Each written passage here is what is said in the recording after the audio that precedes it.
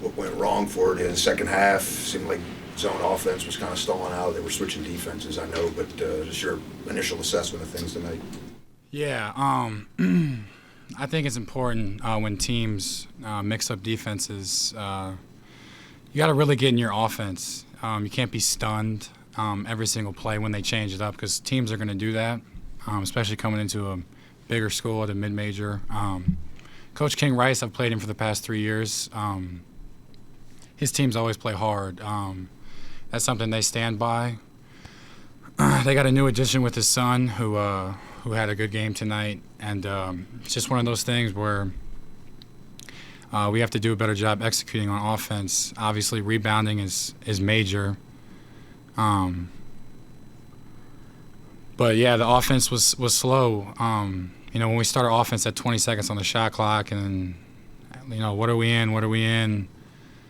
And then we look at the clock and there's 8 seconds left. I just think we as players need to do a better job of recognizing, getting into stuff, and just kind of having confidence in yourself. We work hard a lot. Monmouth comes into our gym. Every single kid is spewing with confidence. It's oozing out of their skin. I don't know. Confidence is really, really big when it comes to basketball players. And we say play with swag. We need to play with high-level confidence too.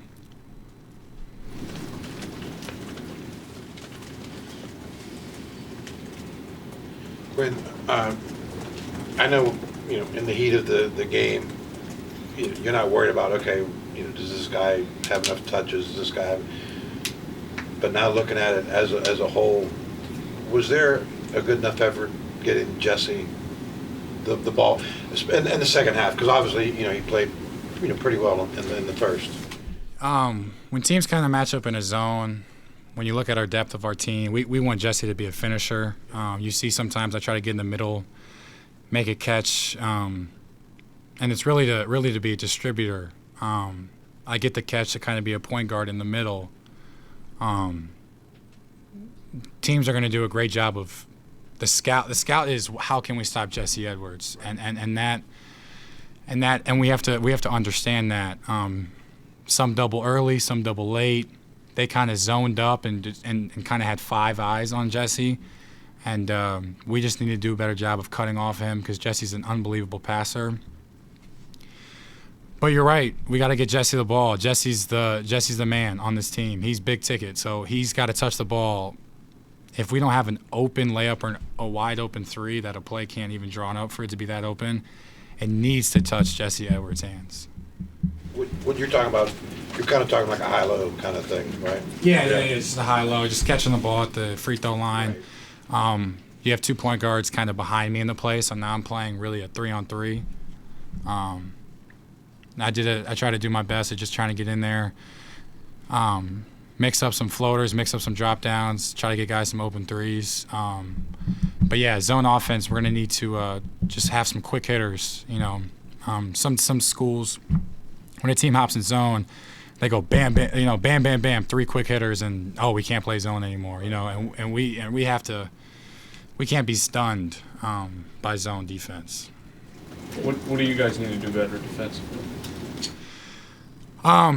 It's I hate to say this, but it was kind of like an experiment. Bob, how defense was played at West Virginia, the Javon Carters, these guys. I mean, it's easy for easy to get a Javon Carter in here and say pick up full court for 40 minutes, but for regular human beings, it's pretty tough, and we need to try to find a way to have a solid defense, but be able to impact the other opposing offense in different ways. Maybe that's picking up full court, but when you have guys playing 35-plus minutes, you just can't have it deteriorate. I'm not calling for any excuses or any things like that, but it was just tough for. We got to lock in. We can't have guys come into our building and have career nights. I mean, these guys are going to be excited to play in the big Coliseum in front of fans. I played at a mid-major for 2 years. I couldn't wait for these games. It's an opportunity to show yourself, and we gotta shut that down. Just pretty much not let them breathe from the jump. Quinn, the other thing I kind of had written down was hustle plays, like 50-50 balls, their offensive rebounds off of missed free throws, things like that. Just how big were those kind of moments in this game? Yeah, we didn't get one of them. I've kind of looked at it as playing up to your ability, and there's just some stuff, you miss shots in basketball, but there's some stuff that's inexcusable. Like, we have to be the first ones to the court and on the floor, and if we aren't, the media should kill us for it. We deserve that.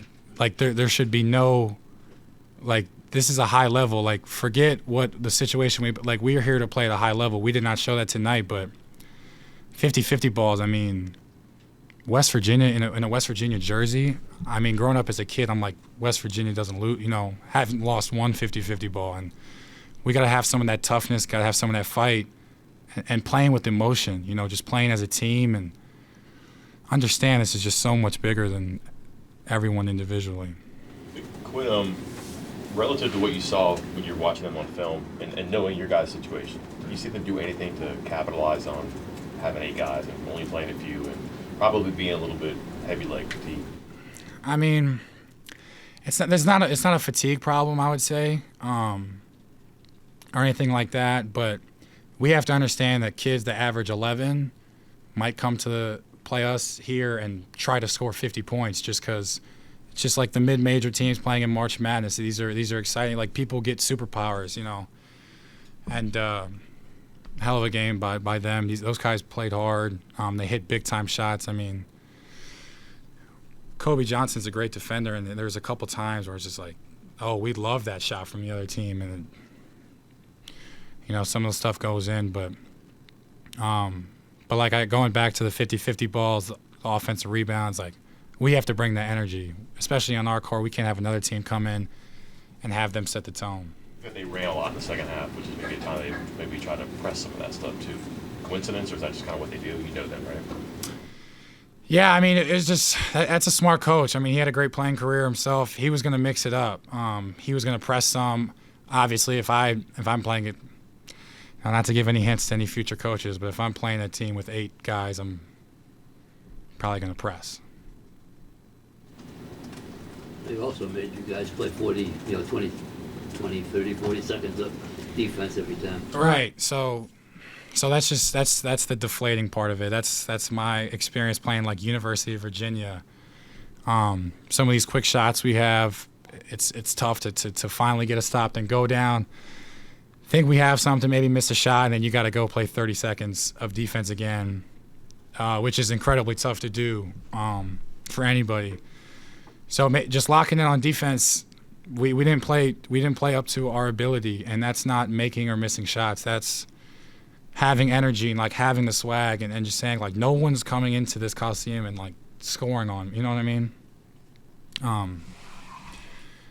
But we're gonna get killed for this, and there's probably some truth behind it, but. We are here to win games. This little hiccup we have, we're gonna take it and learn from it. I love every single one of my teammates, and we're not gonna get bullied again.